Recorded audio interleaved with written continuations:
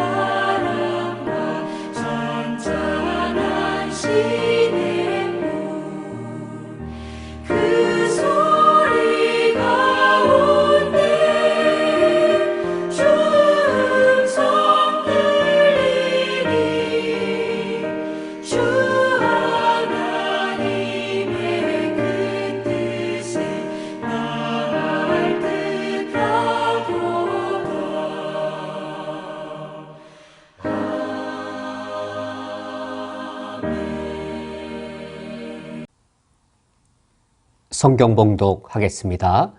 오늘 성경 말씀은 신약성경 요한계시록 21장 15절부터 21절까지의 말씀입니다. 오늘 성경 말씀을 제가 봉독해 드리겠습니다. 내게 말하는 자가 그 성과 그 문들과 성곽을 측량하려고 금 갈대 자를 가졌더라. 그 성은 네모가 반듯하여 길이와 너비가 같은지라. 그 갈대자로 그 성을 측량하니 12,000 스타디온이요 길이와 너비와 높이가 같더라. 그 성곽을 측량하매 144 규빗이니 사람의 측량 곧 천사의 측량이라. 그 성곽은 벽옥으로 쌓였고 그 성은 정금인데 맑은 유리 같더라. 그 성의 성곽의 기초석은 각색 보석으로 꾸몄는데 첫째 기초석은 벽옥이요, 둘째는 남보석이요, 셋째는 옥수요, 넷째는 녹보석이요, 다섯째는 홍만호요, 여섯째는 홍보석이요, 일곱째는 황옥이요, 여덟째는 노곡이요, 아홉째는 다망옥이요, 열째는 비치옥이요, 열한째는 청옥이요, 열두째는 자수정이라. 그 12문은 12진주니 각 문마다 한 개의 진주로 되어 있고 성의 길은 맑은 유리 같은 정금이더라. 아멘. 다 함께 기도하고 말씀을 듣겠습니다. 하나님 아버지시여, 내게 예수 그리스도를 믿는 믿음을 주시어 영생을 누리며 영원한 것을 소망하게 하시오니 감사드립니다. 오늘 요한계시록 21장의 말씀을 통하여 하나님께서 바라보게 하시는 영원한 소망이 내게 최고의 위로가 되며 가장 큰 하나님의 능력이 되게 해 주옵소서. 예수 그리스도의 이름으로 기도합니다. 아멘. 우리는 오늘 요한계시록 21장 15절부터 21절까지의 말씀을 살펴보고자 합니다. 오늘 이 말씀은 더 큰 단락 안에 포함된 작은 단락인데, 그 더 큰 단락은 우리가 지난주부터 살펴본 요한계시록 21장 9절부터 시작해서 22장 5절에서 맞춰지는 비교적 큰 단락입니다. 이 큰 단락은 새 예루살렘을 어린 양의 신부, 그리스도의 신부로 소개하면서 신부로서 어떤 모습을 하고 있는지, 이 신부가 어떤 아름다운 완전한 모습으로 단장하고 있는지를 상세하게 묘사하는 이 장면입니다. 그러므로 우리가 오늘 살펴볼 15절에서 21절도 바로 이런 내용에 속하는 것이죠. 어린 양의 신부인 새 예루살렘이 어떤 모양을 하고 있고 어떻게 단장하고 있는가, 이것에 관한 말씀입니다. 우리가 지난주에 21장 9절부터 14절까지의 말씀을 살펴보았는데, 그 내용은 지난주 내용은 대략적으로 어떤 것이었을까? 21장 9절과 10절에서 보면 이제 새 예루살렘을 어린 양의 신부라고 소개합니다. 우리가 신부라고 하면 가장 먼저 떠오르는 이미지가 있습니다. 한 여인이 가장 아름답고도 완전한 모습으로 단장한 그런 여인, 이런 이미지가 가장 먼저 떠오르지요. 요한계시록 21장에서도 마찬가지입니다. 9절과 10절에서 새 예루살렘을 그리스도의 신부로 소개하면서 이제 지난주 살펴본 11절에서 14절, 그 신부의 영광되고 아름다운 모습이 어떠했는지를 묘사하는데, 예루살렘 성의 가장 중요한 새 건축물, 세 종류의 구조물을 소개했습니다. 성벽, 기초석, 성문, 이 세 가지를 묘사한 내용이었습니다. 성곽, 성문이죠, 성벽이지요. 성벽은 완전하였고, 기초석은 12개였고, 성문은 12개였다란 그 소개를 보았습니다. 그것에 이어지는 오늘 성경 말씀 15절부터 21절에서는 크게 두 가지를 또 말씀해 주고 있습니다. 그러니까 우리가 오늘 살펴볼 본문은 크게 두 부분으로 나눌 수 있는데, 첫 번째 부분에서는 성을 측량하는 그 장면입니다. 그러니까 성의 모양이나 성의 크기를 측량하는 장면인데 15절 말씀에 내게 말하는 자가 그 성과 그 문들과 성곽을 측량하려고 금 갈대자를 가졌더라. 그래서 15절부터 17절이 예루살렘 성을 측량하는 장면입니다.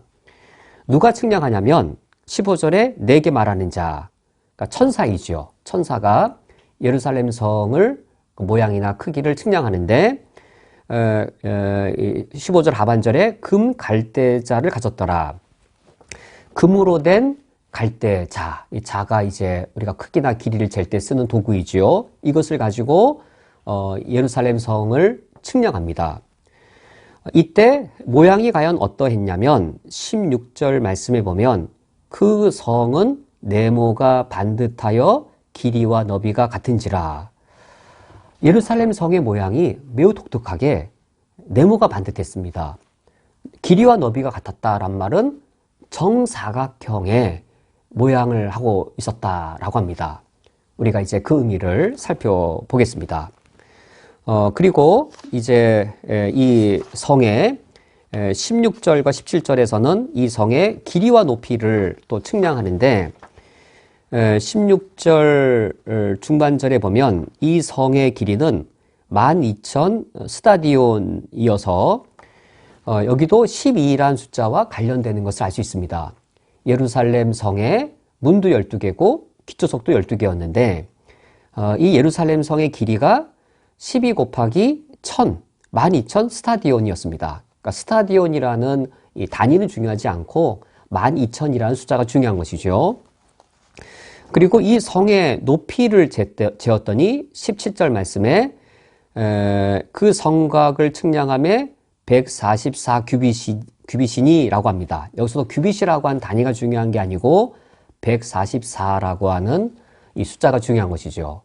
이것도 12 곱하기 12, 이게 144여서 12와 관련되어집니다. 예루살렘 성의 길이와 높이가 12,000 스타디온, 144 규빗은 어떤 의미인가? 이것에 대해서도 우리가 후에 살펴보도록 하겠습니다. 이처럼 우리가 오늘 살펴볼 첫 번째 단락 15절에서 17절에서는 예루살렘 성의 모양과 크기를 측량합니다. 그 다음 두 번째 단락 18절에서 21절은 이 새 예루살렘 성이 각종 보석으로 단장되어 있는 모습을 묘사해 줍니다. 18절에서는 성곽, 19절과 20절은 그 성곽의 12기초석, 그리고 21절에서는 12문과 성의 길, 과연 어떤 보석으로 되어 있는지를 묘사해 줍니다. 성곽은 어떠했냐면 18절 말씀에 그 성곽은 벽옥으로 쌓여 있었다라고 되어 있고 19절과 20절 그 성곽의 기초석은 각종 보석으로 꾸며졌다라고 되어 있는데 이 성의 기초석이 모두 12개였지요. 그래서 19절과 20절을 보면 12개의 기초석이 각각의 보석들로, 즉 12개의 보석들로 구성되어 있었습니다. 21절 문이 12개였는데 이 12개의 문은 12진주였고 그리고 21절 하반절 성의 길은 정금으로 되어져 있었습니다. 그러면 이처럼 각종 보석으로 예루살렘 성이 단장된 것은 과연 어떤 의미인가? 특별히 구약성경과 연결해 볼 때 구약성경의 에덴 동산이나 구약성경의 성전과 관련되어진 것과 비교해 볼 때 새 예루살렘 성이 이처럼 보석으로 단장된 것은 어떤 의미인가? 이것에 대해서도 우리가 본문 볼 때 살펴보도록 하겠습니다. 마지막 세 번째로 오늘 살펴볼 것은 이와 같이 요한계시록 21장에 어린 양의 신부 새 예루살렘 성이 그 앞서 나오는 요한계시록 17장의 음녀 바벨론과 매우 의도적으로 대조되어져 있습니다. 우리가 요한계시록 17장을 살펴보지 않은 상태에서 이제 21장부터 먼저 살펴보기 때문에 대조가 잘 안 되지요. 그런데 17장에 묘사된 음녀 바벨론의 모습이 우리가 오늘 살펴보는 이 어린 양의 신부 새 예루살렘 성과 의도적으로 대조되어 있습니다. 그리하여 새 예루살렘 성이 얼마나 존귀하고 얼마나 고결한 대상인지를 나타내주고 있는데 이에 관하여 살펴보도록 하겠습니다. 이제 첫 번째로 천사가 새 예루살렘 성을 측량하는 장면의 말씀을 살펴보겠습니다. 그 말씀이 15절부터 17절에 해당됩니다. 15절 말씀에서 천사가 금 갈대자를 가지고 예루살렘 성을 측량합니다. 모양을 측량하고 그리고 크기를 측량합니다.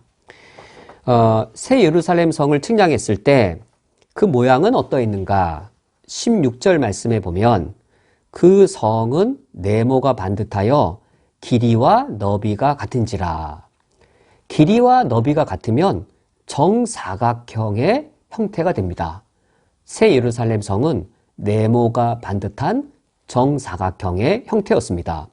뿐만 아니라 16절 제일 끝부분 16절의 하반절을 보면 길이와 너비와 높이가 같더라 라고 해서 새 예루살렘 성은 길이와 너비가 같은 그런 이 정사각형의 밑변만 갖고 있는 것이 아니라 높이까지도 같아서 정육면체의 독특한 형태를 하고 있었습니다. 그러면 이 의미는 무엇이겠는지요? 새 예루살렘 성이 정사각형의 밑변을 하고 있고 그 모양은 정육면체였다라는 것은 어떤 의미일까요? 문자적으로 실제로 이와 같은 정사각형, 정육면체로 되었다라는 그런 문자적 의미의 중요성이 있는 것이 아니고 정사각형, 정육면체가 나타내는 그런 상징적인 의미의 중요성이 있는 것이죠. 구약성경, 구약시대 에스겔 선지자가 에스겔 45장에 보면 환상 속에서 새 예루살렘 성전을 보게 됩니다. 이때 에스겔 선지자가 어떤 모양의 새 예루살렘 성전을 목격했을까? 45장 2절 말씀을 보면 이러합니다. 오늘도 여러 성경 구절을 인용할 터인데 성도님들께서는 우리 교회 밴드 올려놓은 교환을 보시면 성경 찾는 어떤 수고로움을 좀 더질 수 있겠습니다. 에스겔 45장 2절 말씀에 그 중에서 성소에 속할 땅은 길이가 500척이요 너비가 500척이니 네모가 반듯하며 라고 되어 있습니다. 그러므로 요한계시록 21장 16절 에스겔 45장 2절 말씀이 대단히 유사하지요. 에스겔 45장 2절도 길이가 500척, 너비가 500척이어서 새 예루살렘 성 환상으로 보았을 때 네모가 반듯한 형태였는데 바로 에스겔 선지자가 환상으로 본 새 예루살렘의 성취가 요한계시록 21장의 새 예루살렘 성인 것을 우리가 확인할 수 있습니다. 이러한 이 새 예루살렘 성의 모습은 에스겔 선지자의 환상에서만 일치되는 것이 아니고 구약시대 성막과 솔로몬의 성전과 비교해 볼 때에도 공통된 요소를 찾아볼 수 있습니다. 구약시대의 성막 또 이 솔로몬이 건축한 솔로몬 성전 어떤 형태였을까요? 정사각형이었을까요? 성전은 기다란 직사각형의 형태입니다. 직사각형 형태의 성전이 두 방으로 나뉘죠. 큰 방의 성소 그리고 안쪽에 내소인 작은 방인 지성소 이게 둘로 구분되어 있습니다. 지성소와 성소를 합친 이 성전 자체는 기다란 직사각형의 형태였습니다. 그렇다면 이 큰 방인 성소를 빼고 지성소는 과연 어떤 모양이었을까? 구약의 성막이나 솔로몬이 건축한 솔로몬 성전에서 지성소는 과연 어떤 형태였을까? 그 기록이 열왕기상 6장 19절과 20절에 나타나 있습니다. 열왕기상 6장은 이제 솔로몬이 아버지 다윗 왕이 이루지 못한 그 예루살렘 성전을 건축하는 그 장면이죠. 6장 19절 말씀을 보면 여호와의 언약궤를 두기 위하여 성전 안에 내소를 마련하였는데 여기 성전 안의 내소가 무엇일까요? 여호와의 언약궤를 두는 성전 안의 내소란 바로 지성소를 가리킵니다. 성전 안의 내소, 성전에 들어가면 첫 번째로 성소가 있고 그 성소보다 더 안쪽에 내소가 있죠. 그 지성소이죠. 열왕기상 6장 20절 말씀에 이 성전 안의 내소, 지성소의 모양을 이렇게 묘사합니다. 그 내소의 안은 길이가 20규빗이요 너비가 20규빗이요 높이가 20규빗이라. 요한계시록 21장 16절 하반절 길이와 너비와 높이가 같더라 말씀이 여기와 일치되어지지요. 솔로몬이 예루살렘 성전을 건축했을 때 예루살렘 성전의 지성소는 길이, 너비, 높이가 모두 20규빗이어서 지성소는 정육면체였습니다. 에스겔 45장 2절 지성소는 그 밑변이 정사각형이었고 열왕기상 6장 20절 지성소는 정육면체였습니다. 새 예루살렘 성에 가서 봤을 때 새 예루살렘 성도 직사각형의 형태여서 하나님이 계신 지성소가 따로 있고 그리고 이 하나님의 지성소로 나아가기 전에 이 성소가 별도로 있는가? 그렇지 않다는 것이죠. 여기서 우리는 새 예루살렘 성이 정사각형, 정육면체 형태였다는 것의 그 의미를 알 수 있습니다. 예루살렘 성에는 성소가 없고 예루살렘 성 자체가 지성소였습니다. 그 의미입니다. 문자적으로 실제로 이 네모가 반듯한 정사각형이었다라는 것이 아니고 새 예루살렘 성의 모양이 이 지성소의 모양을 하고 있어서 새 예루살렘 성 자체가 새 예루살렘 성 전체, 새 예루살렘 성 자체가 지성소였음을 나타냅니다.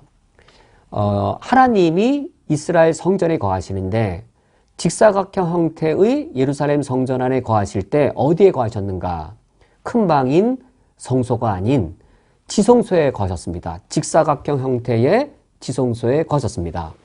하나님의 임재가 충만한 곳이 바로 지성소였습니다. 구약시대까지는 이처럼 하나님의 임재가 충만한 지성소와 그리고 그렇지 않은 성소가 구분되어 있었는데 에스겔 선지자의 새 예루살렘 성의 환상이 완성된 새 예루살렘 성전에 가서 보았을 때 그 새 예루살렘은 그 자체가 지성소였습니다. 그러므로 하나님의 임재로 충만한 곳, 그것이 바로 새 예루살렘이었습니다. 새 예루살렘이 정사각형이었다라는 이 사실이 말해주는 의미가 바로 이것인 것이지요. 새 예루살렘 성은 성전인데 성이면서 성전이었는데 어떤 성전인가? 온전히 지성소이기만 한 성전이어서 하나님의 임재로 가득한 곳, 어디를 가나 하나님의 임재로 충만한 성임을 나타냅니다. 그러면 이 성의 크기는 어떠한가? 16절에서는 예루살렘 성의 길이가 묘사되기를 12,000 스타디온이라고 그 길이를 알려주고 있습니다. 스타디온이라는 단위는 중요한 것이 아니고 12,000이라는 숫자의 의미가 있는데 12,000은 12를 1000으로 곱한 것이고 이 1000도 또 나눠지지요. 열이 3번 있는 겁니다. 그래서 10이라는 숫자도 완전한 숫자인데 3이라는 숫자도 완전한 것이 되어집니다. 완전한 것을 완전한 횟수, 3번이라고 하는 완전한 횟수로 곱한 겁니다. 완전한 것을 완전한 횟수로 곱한 1000은 완전한 것이죠. 이런 1000이 12에 곱해졌다고 했을 때 이 12란 이제 영적 이스라엘의 12지파를 상징하는 것이어서 영적 이스라엘의 12지파 곱하기 1000이 곱해지면 하나님께서 예수 그리스도의 핏값으로 구원하신 모든 구원받은 자의 수를 가리키게 되어집니다. 이 의미를 볼 때, 이런 의미를 놓고 볼 때, 이 12,000 스타디온의 길이라고 하는 것은 하나님이 구원하신 충만한 구원받은 백성이 거주하기에 완전한 것이죠. 14만 4천 명, 14만 4천 명이 12 곱하기 12 곱하기 1000이어서 신약시대, 구약시대를 통틀어 하나님이 구원하신 충만한 모든 구원받은 백성의 수를 의미하는데 이 14만 4천 명을 수용하기에 12,000 스타디온의 성의 길이는 충분한 것이죠. 12,000 스타디온의 길이의 이 예루살렘 성은 14만 4천의 하나님이 구원하신 그 충만한 구원한 백성을 수용하기에 충분했습니다. 17절은 그 성곽의 높이에 대한 묘사인데 144 규빗이었습니다. 144 규빗이란 이것도 이제 12 곱하기 12인 것이죠. 높이가 12 곱하기 10이어서 신약시대의 12, 구약시대의 12, 신약시대를 채우고 구약시대를 구약시대를 채우기까지 12, 또 신약시대를 채우기까지 12, 이 높이를 갖고 있어서 이 성의 크기는 그 높이와 길이를 볼 때 하나님이 구원하신 모든 백성, 신구약 시대의 모든 백성을 포함하기에 충분한 성이었습니다. 이러한 측량의 결과에 의하면 예루살렘 성은 어떤 성이었을까? 예루살렘 성은 모양을 놓고 볼 때 지성소여서 하나님의 임재로 충만한 곳이었습니다. 예루살렘 성의 크기를 보면 하나님의 구원받은 백성의 수로 충만한 곳이었습니다. 왕이신 하나님의 임재가 충만하고 하나님이 구원하신 백성의 수가 충만한 곳, 그것이 바로 새 예루살렘 성이었습니다. 이제 두 번째로 새 예루살렘 성이 온갖 다양한 보석으로 아름답게 단장된 말씀을 살펴보겠습니다. 18절에서 21절의 말씀이 이에 해당됩니다. 먼저 예루살렘의 성벽은 어떠했는가? 18절 말씀에 그 성곽은 벽옥으로 쌓였다라고 합니다. 벽옥으로 장식된 성곽, 이것은 어떤 의미일까? 요한계시록을 읽어보면 하나님의 모양이 벽옥과 같다라든지 하나님의 영광은 벽옥처럼 빛난다라든지 이와 같이 하나님을 묘사할 때 벽옥과 같다라고 사용되었습니다. 이를테면 요한계시록 4장 3절 말씀에 앉으신 이의 모양이 벽옥과 홍옥 같고, 여기 앉으신 이가 바로 하나님이신데 하나님의 모양이 벽옥과 같다라고 사용되거나, 요한계시록 21장 11절에 하나님의 영광이 있음에 그 성의 빛이 지극히 귀한 보석 같고 벽옥과 수정같이 맑더라라고 하여서 하나님의 영광이 벽옥처럼 빛난다, 벽옥과 같이 맑다라고 표현되고 있습니다. 이처럼 요한계시록에서 벽옥과 같다라고 하는 것은 하나님에 대한 묘사였습니다. 하나님께 대한, 이제까지 하나님께 대하여서만 벽옥과 같다라고 묘사를 했는데, 이 묘사를 이제 요한계시록 21장 18절에 보았더니 누구에 대해 묘사하고 있냐면 하나님의 모양이 벽옥과 같은데 새 예루살렘의 성벽이 벽옥과 같다라고 하는 겁니다. 새 예루살렘이란 어린 양의 신부인 것이죠. 하나님의 영광이 벽옥처럼 빛나는 것인데 어린 양의 신부인 우리 교회 공동체, 어린 양의 피로 구원받은 우리 그리스도인들의 공동체, 교회가 벽옥처럼 맑고 벽옥처럼 빛난다라는 것이죠. 이것이 어떤 의미이겠는지요? 우리가 지금은 죄악된 존재이고 이 땅을 살아가는 동안 우리가 연약함과 또 우리의 부족함들을 많이 겪습니다. 그러나 새 예루살렘 성이 완성되었을 때에는 우리가 하나님의 영광을 반사하여서 우리가 벽옥처럼 빛나고 하나님의 영광이 우리에게 충만히 임하여서 우리가 벽옥과 같이 빛나는 존재가 되어질 것임을 말하는 거죠. 하나님의 모양이 벽옥 같고 하나님의 영광이 벽옥처럼 비치는데 천국에 이르렀을 땐 지금은 제약되고 연약한 우리들이 벽옥처럼 맑고 벽옥처럼 빛나는 하나님의 영광에 참여하는 존재가 되어 있을 것임을 이제 말씀해 주고 있습니다. 이제 두 번째로 예루살렘의 12기초석입니다. 19절과 20절의 말씀인데 예루살렘의 12기초석은 어떻게 장식되었는가? 19절 말씀에 그 성의 성곽의 기초석은 각색 보석으로 꾸몄는데 첫째 기초석은 벽옥이요, 둘째는 남보석이요, 셋째는 옥수요, 넷째는 녹보석이요, 다섯째는 홍마노요, 여섯째는 홍보석이요, 일곱째는 항옥이요, 여덟째는 노곡이요, 아홉째는 다망옥이요, 열째는 비치옥이요, 11째는 청옥이요, 12째는 자수정이라 라고 12가지의 이 보석들로 12기초석이 장식된 것을 알려줍니다. 그러면 이 12보석으로 장식된 것은 어떤 의미인가? 먼저 잘못된 해석을 우리가 알아야 되겠습니다. 신천지를 비롯한 여러 이단들은 요한계시록을 해석할 때 자의적으로 자기 마음대로 자기가 원하는 걸 얻어내기 위해 영적 의미라고 하는 것을 하는 것이죠. 12보석 하나하나마다 의미를 12가지를 부여해서 홍보석은 이런 뜻이다, 청옥은 이런 뜻이다, 자수성은 이런 뜻이다 라고 해석을 하면 그것은 그릇될 수밖에 없습니다. 그러면 이 보석의 의미를 어떻게 해석해야 되는가? 우리가 오늘 크게 세 가지를 살펴보고자 합니다. 첫 번째로는 이 12가지의 보석을 낱낱이 해석하는 것이 아니라 12가지의 보석을 전체적으로 보는 겁니다. 그것이 상식에 맞습니다.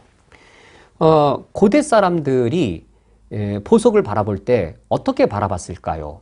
고대 사람들의 삶에서 보석은 어떤 기능을 하고 있었을까요? 고대의 왕비나 또는 뭐 백작부인이나 또 이 귀부인들이 어떤 이 귀족들만 모이는 화려한 잔치에 초대받아 갑니다. 그때 12가지든 6가지든 온갖 화려한 보석들로 자신을 치장한다면 이때 보석은 어떤 기능을 하고 있는 것일까요?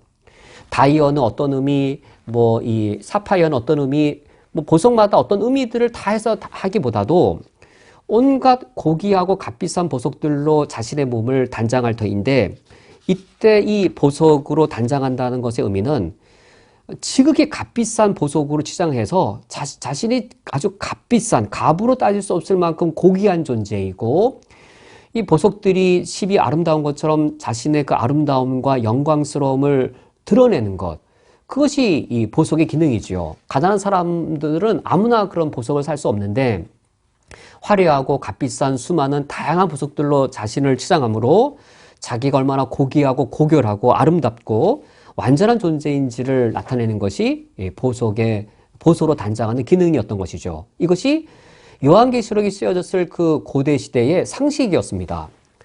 이단들은 상식을 무시하고 성경을 해석하는데 성경은 이 사람이 보면 이렇게 저 사람이 보면 저렇게 해석할 수 있는 그런 것이 아니라 누가 보더라도 이런 의미다라고 하는 것을 안전하게 말해주는 그 안전한 의미의 범위를 갖고 있습니다. 그 안전한 의미의 범위가 일반적으로 상식인 것이죠.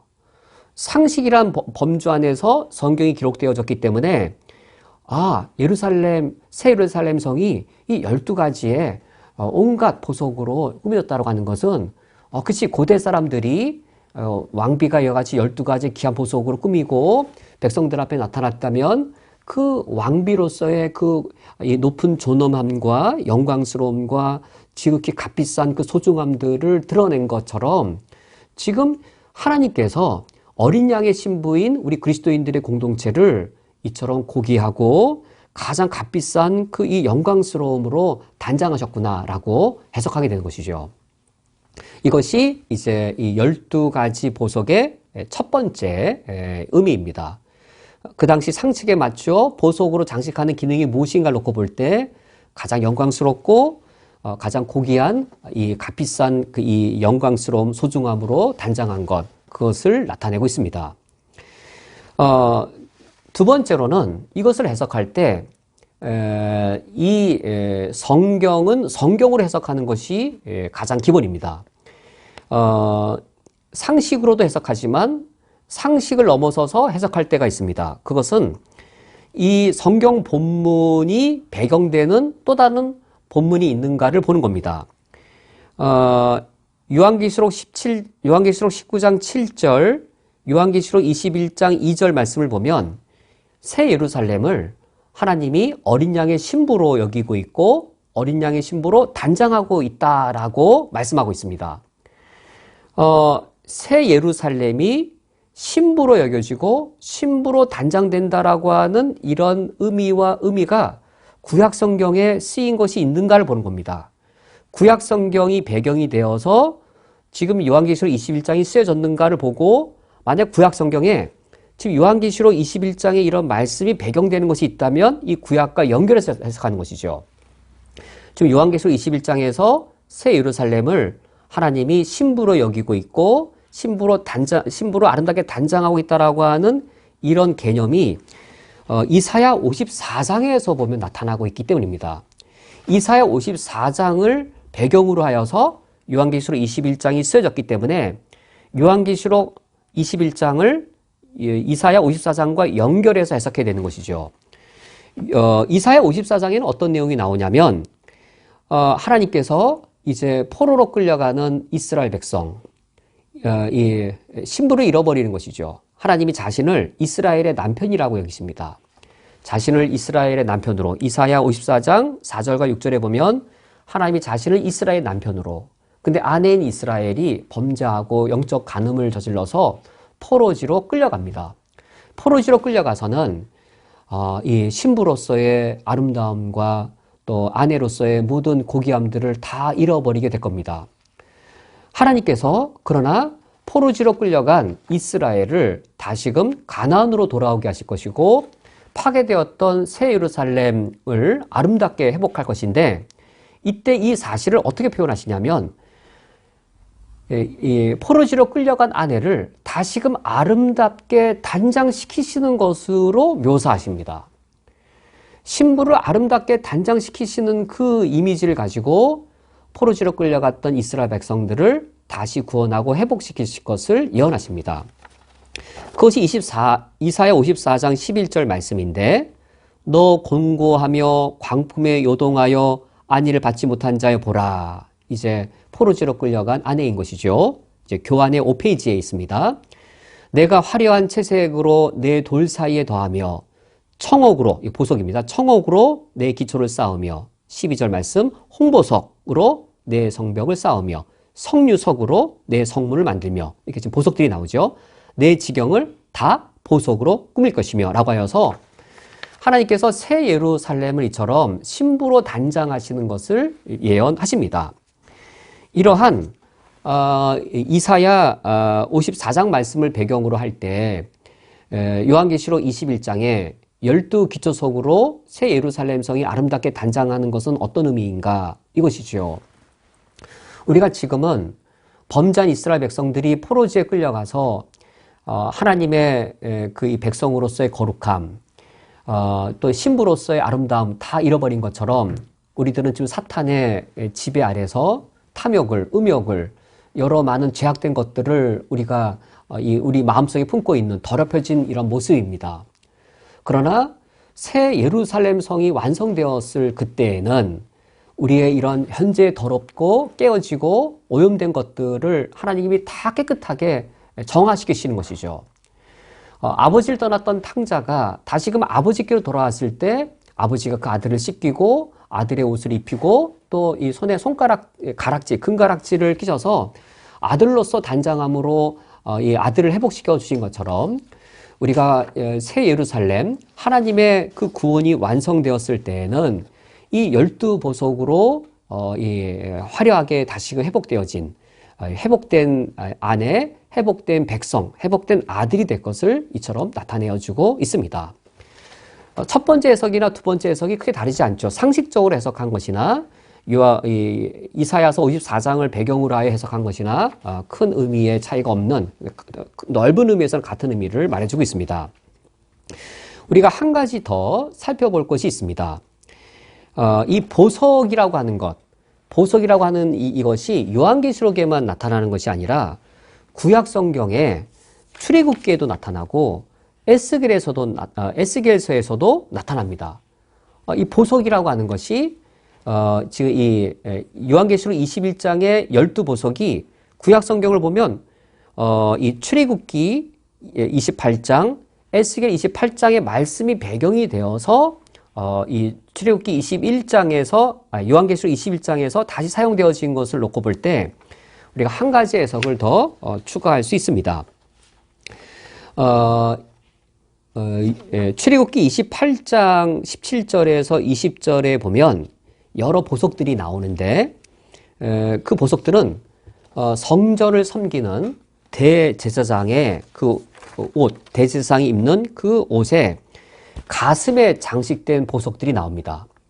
성전을 섬기는 대제사장의 가슴을 장식하는 그 보석들이 바로 요한계시록의 12기초석을 꾸몄던 보석들과 상당히 유사합니다.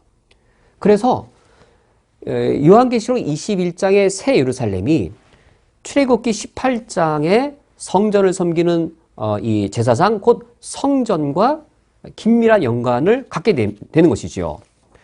그리고 에스겔 28장을 보면 이 에스겔이 에덴 동산에 대하여 묘사를 하는데, 이때 에덴 동산을 묘사하는 이 보석들은 또 이 출애굽기 28장에 대제사장의 가슴에 있던 보석들과 또 상당히 유사합니다. 그래서 에덴 동산, 또 성전, 그리고 새 예루살렘으로 연결이 되어집니다. 그래서 우리는 하나님께서 새 예루살렘 성을 이처럼 보석으로 아름답게 단장하신다는 사실이 에덴을 새롭게 단장하시고 성전을 새롭게 단장하셔서 에덴 동산이 성전으로 회복되고 이 성전이 새 예루살렘 성에서 완성되어지는 하나님의 구속 역사의 완성을 우리가 볼 수 있게 됩니다. 이제 마지막으로 어린 양의 신부 새 예루살렘과 음녀 바벨론이 서로 어떻게 대조되는지를 살펴보도록 하겠습니다. 신부 새 예루살렘은 요한계시록 21장, 그러니까 우리가 지금 살펴보고 있는 계시록 21장에서 등장한다면 음녀 바벨론은 그보다 앞서 17장에서 등장합니다. 17장에서 천사가 요한에게 이리로 오라, 내가 음녀 바벨론을 보여주겠다라고 말하고, 21장에 가서도 이리로 오라라고 요한을 부른 후 어린 양의 신부 새 예루살렘을 보여줍니다. 이때 이 새 예루살렘과 바벨론이 등장하는 장면을 비교해 보면 서로 비교되는 면들이 있습니다. 요한계시록 21장 9절과 10절이 어린 양의 신부 새 예루살렘이 등장하는 장면인데 그 상황은 이렇습니다. 21장 9절에 천사가 요한에게 이리 오라, 내가 신부 어린 양의 아내를 보여주겠다라고 말하고 이 요한을 크고 높은 산에 데리고 올라갑니다. 거기서 하늘로부터 내려오는 거룩한 성 새 예루살렘을 보여줍니다. 이런 장면과 비교되게 음녀 바벨론을 보여줄 때 상황은 어떠한가? 요한계시록 17장 1에서 3절의 말씀인데 교환 8페이지에 있습니다. 17장 1절 말씀, 여기서도 천사가 요한에게 이리 오라, 내가 큰 음녀를 보여주겠다라고 말하지요. 새 예루살렘을 보여줄 때에는 요한을 크고 높은 산으로 데리고 나갔는데, 바벨론 음녀를 보여줄 때에는 광야로 데리고 나갑니다. 서로 상황이 다르죠. 그리고 이 음녀 바벨론은 땅에서부터 나오는데, 어린 양의 신부 새 예루살렘은 하늘로부터 내려오지요. 서로 이렇게 대조되고 비교가 됩니다. 그러면 이런 새 예루살렘과 대조되는 이 바벨론 음녀의 정체는 누구인가? 그것이 이제 요한계시록 17장 2절과 3절에 나오는데, 2절에서 보면 그는 음행한 자들입니다. 2절 말씀에 땅의 임금들도 그와 더불어 음행하였고 땅에 사는 자들도 그 음행의 포도주에 취하였다라고 합니다. 이때 음행이란 이제 영적인 그런 음행이겠죠. 우상 숭배를 비롯한 그런 영적인 음행들, 또는 하나님보다 돈을 신으로 여기고 또 하나님을 예배하는 것보다 인간의 쾌락을 더 귀한 것으로 여기는 그런 영적인 음행들을 나타내는 것이겠죠. 그러므로 이 바벨론 음녀는 누구인가? 영적인 음행을 통하여서 그들의 이 즐거움과 그들의 부를 쌓는 그런 불경건한 사람들의 무리, 그들이 바로 이제 바벨론 음녀인 것이죠. 세상의 권력자들, 세상의 부유한 자들, 그들로부터 음행을 통해 많은 이 재물을 긁어 모았던 그런 불경건한 그런 사람들, 그들의 무리, 그들이 바로 이 바벨론 음녀였습니다. 그들의 정체가 3절에 또 언급되는데, 곧 성령으로 나를 데리고 광야로 가니라, 내가 보니 여자가 붉은빛 짐승을 탔는데, 이 바벨론 음녀가 붉은빛 짐승을 타고 있습니다. 근데 그 짐승의 몸에 기록된 게 있습니다. 그 짐승의 몸에 하나님을 모독하는 이름들이 가득하고 7머리와 10뿔이 있었다라고 합니다. 하나님을 모독하는 이름이 가득 쓰여 있는 붉은빛 짐승을 이 바벨론 음녀가 타고 있습니다. 이것이 나타내는 의미는 무엇이겠는지요? 바로 이 바벨론이란 이 음녀는 하나님을 대적하는 사회, 하나님을 모독하는 경제와 문화, 하나님을 거절하는 그런 종교적 세계, 그들의 공동체를 가리키는 것이죠. 이처럼 하나님을 모독하고 하나님을 대적하는 자들, 영적 음행을 하는 자들, 그들이 바로 이 바벨론 음녀였습니다. 이거와 비교되게 새 예루살렘은 순결하고 정결한 그리스도의 신부였던 것이죠. 이제 결정적으로 비교되는 부분이 요한계시록 17장 4절 말씀입니다. 우리가 오늘 살펴본 그 요한계시록 21장 18절부터 21절 그리스도의 신부가 온갖 보석들로 이 장식을 한 것처럼 바벨론 음녀도 자신의 몸을 장식했는데 어떻게 장식했는가? 요한계시록 17장 4절 말씀을 보면 그 여자는 자줏빛과 붉은빛 옷을 입고 금과 보석과 진주로 꾸미고 자신을 세 가지로 꾸밉니다. 금, 보석, 진주로 꾸밉니다. 그리고 손에 금잔을 갖고 있고 가증한 물건과 그 음행에 더러운 것들이 가득하더라. 이 바벨론 음녀가 자신을 장식한 금과 보석과 진주, 이것은 무엇이냐면 자신이 땅의 임금들과 음행을 하고 땅에 사는 자들과 음행을 저질러서 그 음행의 대가로 얻은 것들이죠. 그런 금과 보석과 진주로 자신을 치장하였고 가증한 물건, 가증한 것들로 가득한 자들이었습니다. 하나님을 모독하고 하나님을 대적하는 그런 사회를 이루고 그것을 통해 경제적인 부를 쌓고 또 타락의 또 이 음욕의 그런 이 거짓된 그 이 쾌락의 문화를 즐기는 그들, 그런 쾌락을 즐기러 나갈 때마다 금과 보석과 진주로 자신을 꾸민 것이었습니다. 여기 세 가지의 이 꾸민 것들을 주목할 필요가 있습니다. 금, 보석, 진주, 바벨론 음녀가 자신을 꾸민 것들입니다. 그런데 우리가 오늘 살펴본 이 요한계시록 21장 18절부터 21절, 우리는 사실 20절까지만 살펴봤는데 21절까지 살펴보지 않았는데 이들이 새 예루살렘 성이 그리스도의 신부로 자신을 치장한 것도 이 세 가지입니다. 금과 보석과 진주입니다. 우리가 진주 부분을 살펴보지 않았는데 지금 마저 살펴보도록 하겠습니다.